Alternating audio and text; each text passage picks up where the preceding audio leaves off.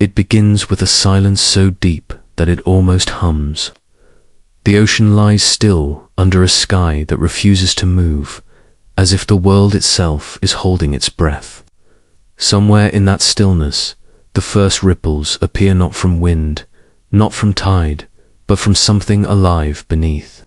For thousands of years, the ancients have spoken of that moment, when the sea boils without heat, when light flashes from the depths, and the shape of a monster rises against the sun.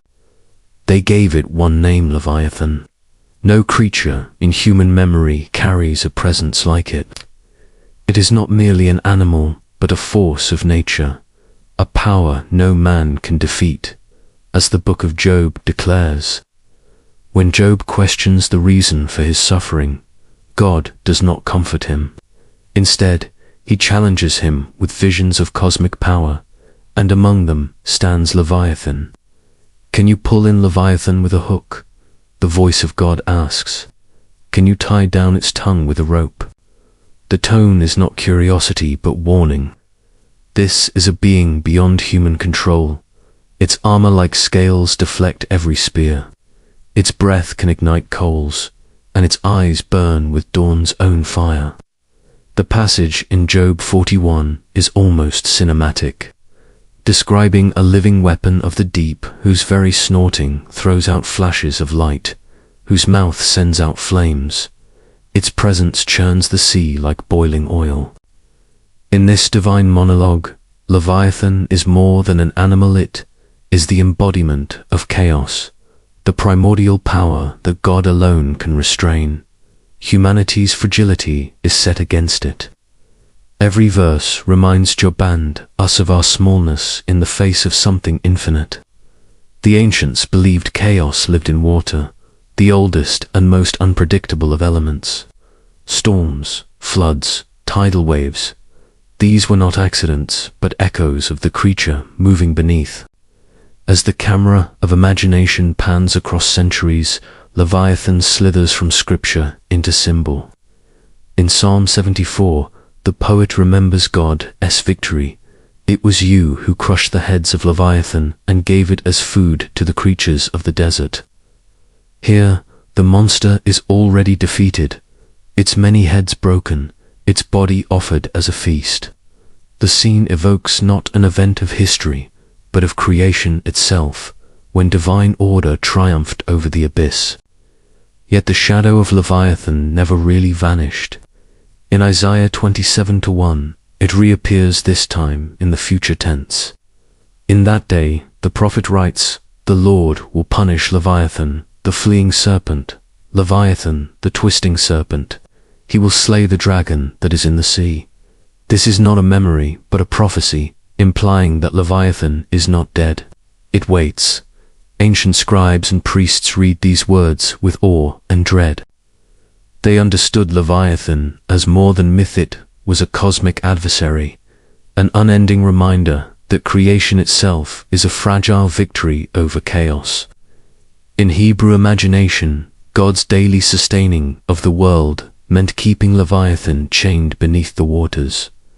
Every sunrise was a renewal of that triumph. But in the Jewish mystic traditions that followed the Midrash and Talmud, Leviathan gained a strange duality, part terror, part promise. According to the rabbis, two Leviathans were created, male and female. Fearing that their offspring would overwhelm the world, God slew the female and preserved the male until the end of days. When the Messiah comes, that surviving Leviathan will be slain as part of divine judgment. Its meat will be served at the feast of the righteous, its glowing skin stretched into tents that shine like mirrors of heaven.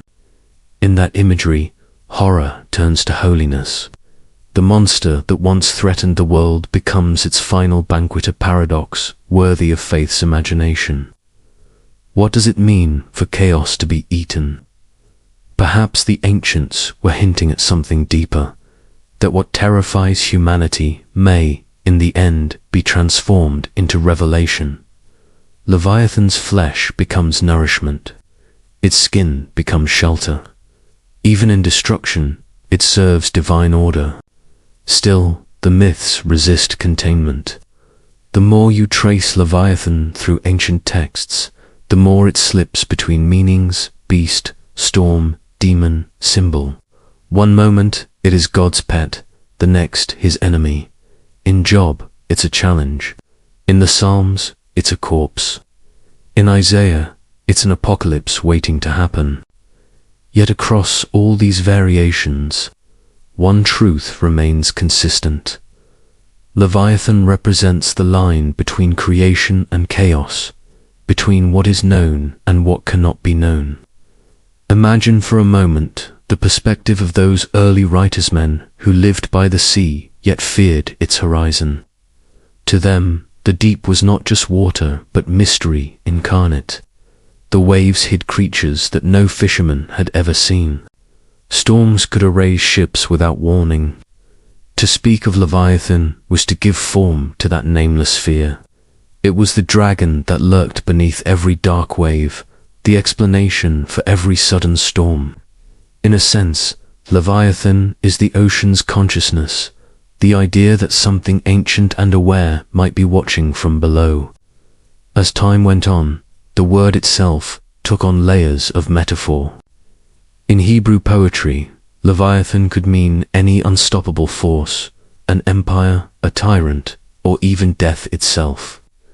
Medieval scholars connected it to Satan, interpreting its fiery breath as a reflection of hell. Yet others saw it as the personification of nature's grandeur, reminder that creation, even under divine rule, still carries wildness. In artistic depictions, Leviathan coils around the world like a serpent of eternity. Its body forms the border of the map, the uncharted edge labeled here be dragons. To sail beyond that line was to enter its domain. Explorers who returned with tales of monstrous shapes and luminous eyes only strengthened the myth, and why not? The ocean's depths, even today, remain the most alien landscape on Earth, unmapped, unseen, and largely unexplored. If something vast was still sleeping there, we would hardly know. The voice of scripture, the whispers of myth, and the silence of the abyss all converge on a single idea. Leviathan is the eternal question mark carved into the sea. It is chaos personified, but also order's necessary shadow. Without it, the world would have no tension, no story, no reason to seek the divine. So when God asked Job, "Can you catch Leviathan with a hook?" the question was never really about fishing. It was about understanding. Could a mortal mind grasp the enormity of creation, the wild, the terrifying, the beautiful? Leviathan's scales were not armor against weapons. They were metaphors for mystery itself, each plate deflecting human certainty. And in the echo of that divine voice, as the waves roll and the storm gathers, one can almost imagine the sea beginning to move again slowly, deliberately, as though something vast beneath it has stirred. The legend does not end here. It only changes shape, slipping from scripture into culture, from religion into myth, and from myth into the world we still inhabit. The question that opened the book of Job still drifts through every ocean current. Can you pull in Leviathan with a hook? The sea does not answer. It only breathes. The image of Leviathan did not stay buried in the ink of the Old Testament. It began to breathe again in the centuries that followed, in whispered legends, temple hymns, and the restless imagination of scholars who could not decide whether they feared or adored it. In the Jewish Midrash and Talmud, Leviathan was not a metaphor but a living creature, a survivor of a divine purge. They said two were created in the beginning, one male, one female, but the Creator foresaw disaster. If the pair were allowed to multiply, their offspring would devour the world. So he killed the female and salted her flesh, preserving it for the banquet of the righteous in the end of days. From that moment onward, the story of Leviathan divided in two. One half sank into theology, a riddle about divine balance and judgment. The other half took root in folklore, where fishermen whispered of scales the size of shields and eyes that glowed like dawn beneath the waves. The monster became not only a warning, but a promise. When the Messiah came, the final Leviathan would be slain, and its body would be transformed into light. The saints would eat of its meat. Its skin would become radiant tents for the holy, and the walls of Jerusalem would shimmer with its glow. It is a strange paradox that the same creature symbolizing chaos would also mark redemption. But this is how the ancients often expressed truth, through opposites bound together. Light born from darkness, peace following terror, creation drawn out of destruction. In the Hebrew imagination, God's dominion was proven not by erasing chaos but by mastering it. And Leviathan, chained beneath the deep, was both his prisoner and his proof. Still, every culture that touched the sea carried its own version of the beast. In the ruins of Ugarit, on the coast of ancient Syria, archaeologists found clay tablets more than 3,000 years old, older than the book of Isaiah, older even than some psalms. Etched upon them are the lines of an epic battle, the storm god Bol facing a coiled serpent named Lotan, the servant of the sea god Yam. The text is broken, but what remains reads like the Hebrew poetry that would come centuries later. Twisting serpent, fleeing serpent, the dragon of the deep. Here again is the same archetype, a divine warrior, a raging sea, and a serpent that must be slain to restore order. Move eastward to Babylon, and the pattern repeats. There, in the Enuma Elish, the goddess Tiamat rises from the primordial ocean. She is not merely a monster, but the ocean itself, the mother of all chaos. When her offspring rebel, she wages war against them, birthing a legion of dragons and scorpion men. Her enemy, the young god Marduk, confronts her in a battle of cosmic scale. With wind and sword, he cleaves her body in two. One half becomes the heavens, the other the earth. From her remains, the world is born. Creation itself, in this myth, is an act of controlled violence, order sculpted from the carcass of chaos. To the Egyptians, the monster was called Apophis, or Apep, a serpent that lurked in the underworld. Each night, as the sun god Ra sailed his bark through the darkness, Apophis attacked, trying to swallow the light and end the cycle of day. But Ra always prevailed. Priests performed rituals at dawn, stabbing wax effigies of Apophis, burning them, chanting spells to cut him to pieces before sunrise. It was faith as warfare, the spiritual and the cosmic joined in repetition. Every morning, another victory over the serpent. And in the far north, among the Vikings, the story coils again. Deep beneath the seas of Midgard lies Jormungandr, the world serpent, child of the trickster god Loki. So vast is its body that it encircles the entire world, biting its own tail. At the world's end, during Ragnarok, it will rise from the depths to battle Thor, the god of thunder. Thor will slay the serpent, but die from its venom. Even in victory, destruction completes the cycle. Across these distant horizons, a pattern takes shape, one so consistent that modern scholars gave it a name, Schauskamp, the struggle against chaos.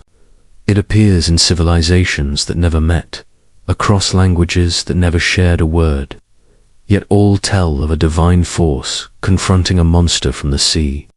It is as though humanity, wherever it looked upon the water, saw the same truth reflected back, that order is fragile, that the sea hides something ancient, coiled and waiting. But perhaps these are not independent stories at all. Perhaps they are memories, echoes of a single archetype that once terrified early humanity, the serpent as storm, the storm as beast, the beast as the face of the unknown. When scribes in Israel wrote of Leviathan, they may have drawn upon older tales of Lotan and Tiamat, reshaping them through the lens of monotheism. Yet they also added something new, moral dimension. In their version, chaos is not another god, but a creature under command. It cannot exist without the permission of the Creator. That difference changed everything. Leviathan became not just an enemy to slay, but a test of faith, a reminder that even darkness serves a purpose. Picture the ancient world at night. No lights, only the stars and the endless roar of the sea. Each wave a whisper of something enormous moving in the dark. To the human mind, it would have felt alive. Maybe that is why so many cultures gave it a name. By naming the terror, they believed they could understand it, even contain it. But the name itself, Leviathan, was a spell and a surrender. An acknowledgement that some forces could only be described, never mastered. And yet, for all their fear, the ancients were also drawn to it. Artists carved its curling body onto temple walls. Priests told of its battles as lessons about pride and humility. Sailors invoked its name when storms rose suddenly, hoping that the beast would turn away. The paradox deepened. Mankind both dreaded and depended on the sea, just as it feared and revered the being that ruled it. The myths, the scriptures, and the rituals all speak in one voice.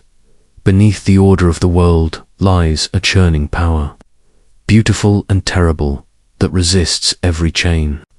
Whether we call it Lotan, Tiamat, Apophis, Jarmungandr, or Leviathan, we are naming the same heartbeat that echoes under the surface, the pulse of the unknown. And so, when the Bible speaks of Leviathan as the dragon in the sea, it is not describing only a beast. It is describing us, our fascination with the limits of control, our obsession with what lies beyond knowledge, and our endless need to believe that even the darkest depths are part of a story that leads somewhere. Because in every version of this myth, the battle must happen again. Every dawn, every storm, every new age, the serpent rises, and someone must face it. Perhaps that is why Leviathan has never truly died. It is not a creature, but a condition, the part of the human soul that hungers for both chaos and creation. And somewhere beneath the modern ocean, where the light no longer reaches, the water still trembles, as if remembering that first command. Thus far shall you come, and no farther.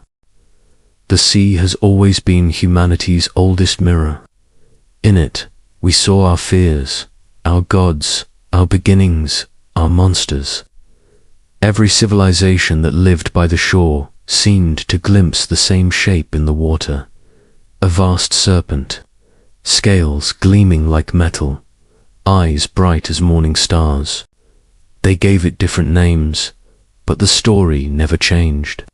It is as if the creature moved through time as easily as it did through the deep.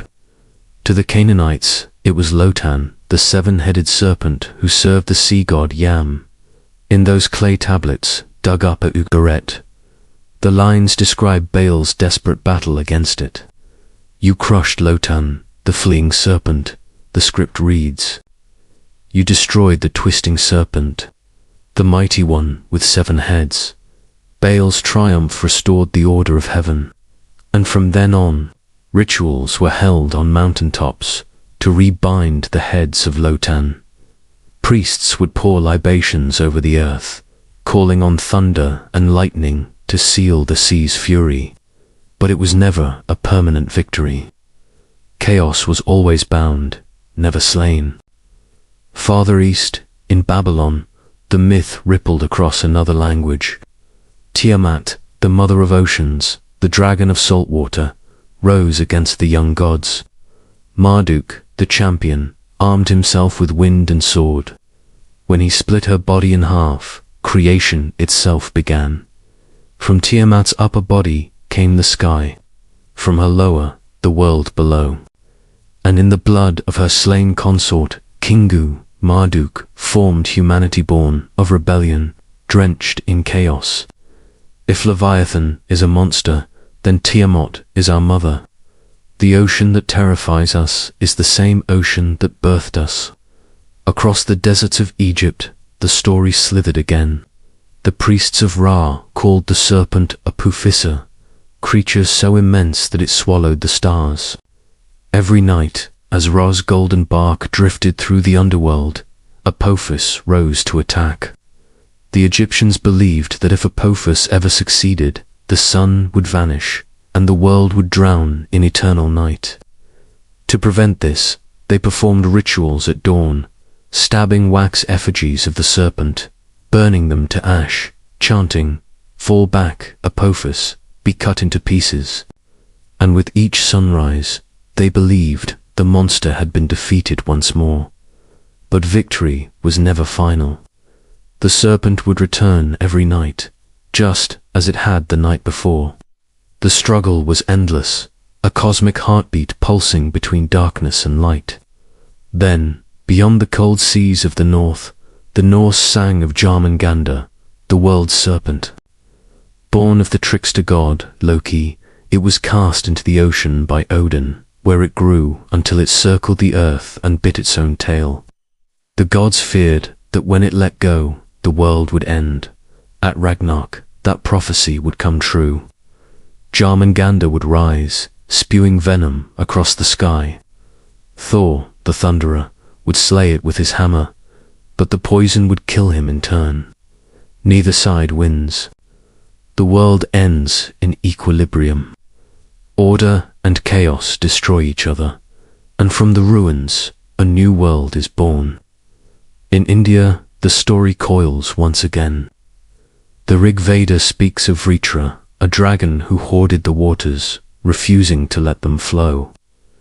The god Indra, armed with his thunderbolt, shatters Vritra's body, releasing the rivers and restoring life to the land.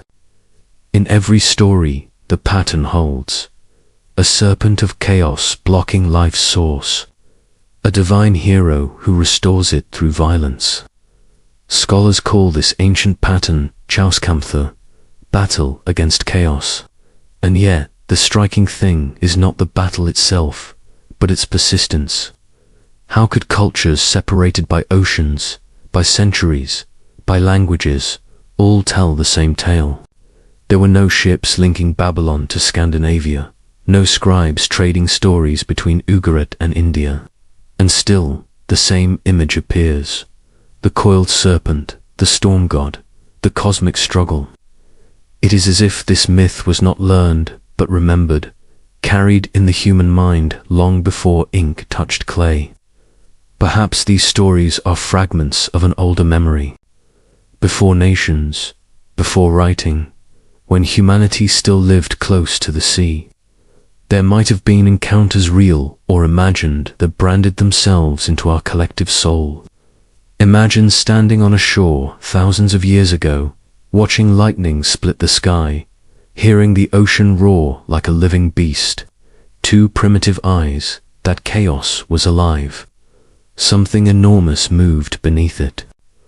Over time, fear became story, story became scripture, and scripture became symbol. But the strange part is that this symbol never disappeared. Every time humans mapped their world, they drew dragons at the edges. Every time they described creation, they placed a serpent beneath it. Every time they imagined the end, that same serpent rose again. Leviathan, Loten, Tiamat, Apophis, Jormungandr. Vritra, different names for the same idea, that the world is not stable, that chaos must be fought each day to keep the sun rising.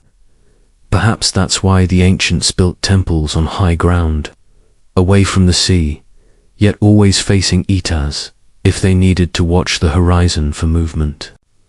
The modern mind might dismiss this as coincidence, the shared dream of civilizations fearing storms and snakes. But the consistency is unnerving. It suggests a deeper archetype, something rooted in the unconscious of the species. Psychologists might call it a collective memory, theologians, a universal revelation. Either way, the same shadow moves beneath the stories of force of nature that demands to be known through myth because it cannot be known through sight. Leviathan, in this light, is not only a beast of water, it is the language of chaos itself, the way human beings tried to describe what could not be controlled. And as we move forward in history, that language begins to merge with something else. Science, discovery, the slow illumination of the unknown. But even as we shine light into the depths, the darkness adapts, taking new forms. The myths evolve, yet the fear remains the same. So perhaps Leviathan never belonged to the past. Perhaps it is the shape that chaos always takes, whether in storm or war or mind. It is not an ancient monster sleeping beneath. The waves it is the reminder that beneath every order, something vast still stirs. The sea keeps its secrets, and maybe, just maybe, it remembers every name we have ever given it. It begins, as it always does, with a sound. In 1997, hydrophones deep in the South Pacific picked up something so powerful that it could be heard thousands of miles away. It was low, rolling, and alive, a deep, resonant growl that rose through the water like thunder wrapped in breath. Scientists at the U.S. National Oceanic and Atmospheric Administration called it the Bloop. At first, they suspected an iceberg collapsing or shifting tectonic plates. But when the frequency patterns were compared to geological events, the data didn't fit. The sound wasn't jagged like ice or sharp like stone. It was organic, the kind of resonance only a living throat could produce. The problem was scale. Whatever made that sound would have been several times larger than a blue whale, the biggest creature known to have ever lived. And so, the file was marked with a single word: unidentified.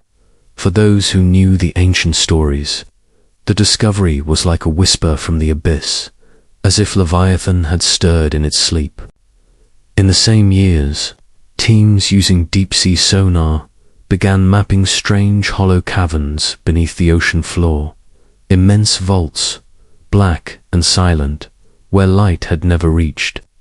Some of them stretched for miles, with smooth walls and echoing chambers large enough to fit entire cities. Marine geologists called them natural formations. Others were not so sure. The caverns matched descriptions found in old mythologies: the foundations of the sea, the deep chambers where the serpent sleeps. In 2011, divers in the Baltic Sea discovered something even stranger: a perfectly round structure resting on the seabed, nearly 60 meters wide. Its top was flat, its edges ridged like stonework. Around it, rocks appeared blackened, as if scorched, though the surrounding water was near freezing. Some called it the Baltic Sea anomaly, others a crashed UFO, still others a geological fluke. But to those who studied the old texts, its circular form echoed the coiled body of Leviathan, pressed into the ocean floor. Even the groove trailing behind it looked like the mark of something that had dragged itself from the depths and come to rest. And then, of course, there is the Bermuda Triangle, that haunted stretch of ocean between Miami, Bermuda, and Puerto Rico. For centuries, ships have vanished there without distress calls, and pilots have watched compasses spin wildly as if pulled by an invisible force. Science blames sudden squalls, methane pockets, magnetic anomalies. But beneath those explanations, another question lingers. Could these disappearances be linked to what lives below? It is tempting to dismiss it all as folklore, as humanity's endless search for wonder, yet the data refuses to sit quietly. Over 90% of the ocean remains unexplored. That means that for all our satellites and submarines, We have mapped the surface of Mars more accurately than the floor of our own planet. In that ignorance, myth finds a home. Leviathan does not need to exist in flesh to exist in fear. But what if fear is memory? What if the sea itself remembers? In 2024, an image appeared online, a satellite capture from Google Earth showing the icy waters between the southern tip of South America and the edge of Antarctica. Zooming in, viewers saw something beneath the ice, two symmetrical shapes like eyes, a broad head and a long, tapering body curling into the dark. The coordinates spread like wildfire across the internet. Some said it was a glacier. Others said it was a trick of light. But many could not unsee what they saw. It was the same outline that had haunted the human imagination for 5,000 years, the serpent waiting beneath the sea. Scientists offered their explanations, but even they spoke with unease. The area was known for powerful undercurrents, unpredictable storms, and magnetic interference that disrupted sonar scans. Many ships had been lost there, recorded only as missing. The locals, those who lived near the southern fjords, had a name for the waters: Il Ciclo del Silencio, the circle of silence. Meanwhile, on the other side of the world, another legend stirred. In 2025, researchers at Loch Ness released a new sonar image. It showed a massive, moving shadow, twice the size of any known sturgeon or seal, gliding beneath the surface. Days later, another sighting followed, twin wakes, cutting through the calm lake with no boats in sight. For a moment, the internet buzzed with an old word, Nessie. But among the believers, the conversation turned towards something deeper. What if the creature of Loch Ness, the Bloop of the Pacific, and the serpent of Scripture were all echoes of the same being, fragments of a single truth that the world had forgotten? From ancient carvings to modern sonar, from parchment to pixel, the pattern never changes. The deeper we look, the more the myths align. Archaeologists uncover giant vertebrae in cliff walls and name them fossils. Paleontologists reconstruct enormous jaws and teeth and call them Lioploidine, Mosasaurus, Kronosaurus. But to the ancient eye, these were not extinct reptiles. They were proof that the stories were real. Imagine a storm-tossed beach after a flood, and on the sand lies a skull the size of a horse, filled with teeth longer than a man's hand. To a fisherman of the Bronze Age, what would that look like if not the head of Leviathan? Even today, new fossils blur the line between science and myth. In 2023, a perfectly preserved pliosaur skull was unearthed on the coast of England, its teeth still sharp, its eye sockets large enough to fit a human skull. Its discoverers called it a once-in-a-generation find. Two storytellers. It was something else entirely. A face from the abyss, returned. Perhaps Leviathan is not a single creature, but an idea that refuses to die. Every generation finds new evidence to feed it. Every civilization shapes it to fit its fears. The Babylonians saw it as divine rebellion. The Hebrews saw it as God's test.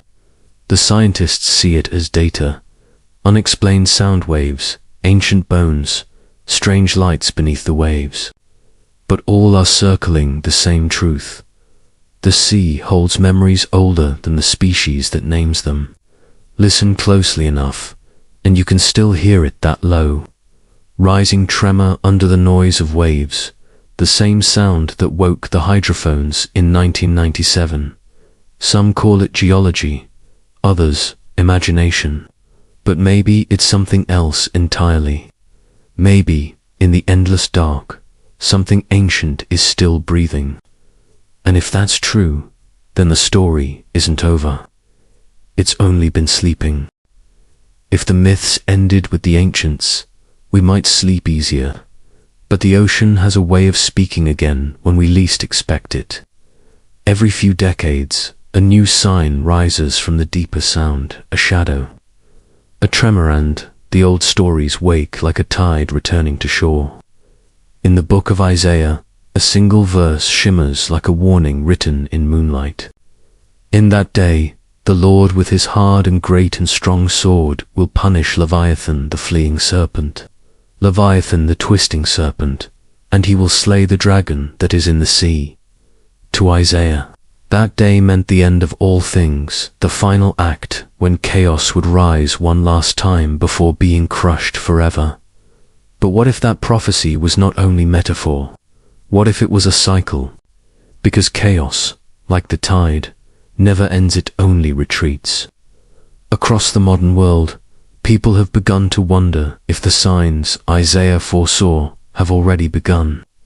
In the deserts of Mesopotamia, the Euphrates River is shrinking faster than any time in recorded history. Its muddy bed cracks open to reveal caverns and sinkholes, strange hollows where the earth moans as air escapes. Farmers swear they hear sounds in those fissures, low groans, echoes of something massive moving far below. Skeptics call it geology. Believers call it prophecy. Half a world away, waters are turning red. In some places, it's algae blooms. In others, industrial runoff. Yet to those raised on scripture, the sight is impossible to ignore. Rivers the color of blood, the same omen written in the plagues of Egypt and echoed in Revelation.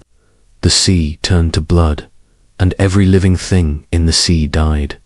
Whether biological or divine, the image is the same and it chills the soul. And then there are the creatures. All over the globe, whales beach themselves in herds.